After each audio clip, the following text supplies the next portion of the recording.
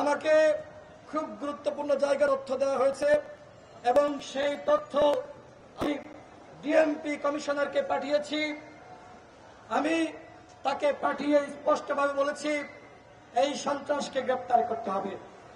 DMP commissioner আমাকে বলেছেন যে তাকে তারা গ্রেপ্তার ইতিমধ্যে করেছে।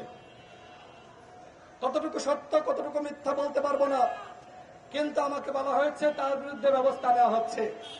সেই লাল শার্ট পরিহিত ব্যক্তি সে পুলিশের কনস্টেবল, সে একজন পুলিশের সদস্য।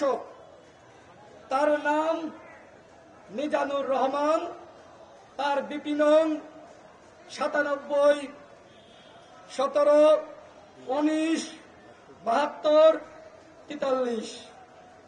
সে নুরুল হক নূরের উপর হামলা করে নাই।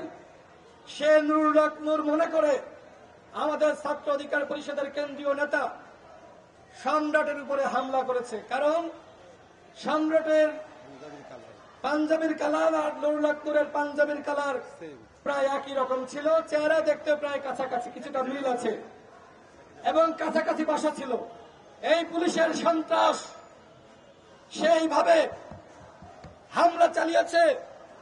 মিজানুর রহমান তার নাম।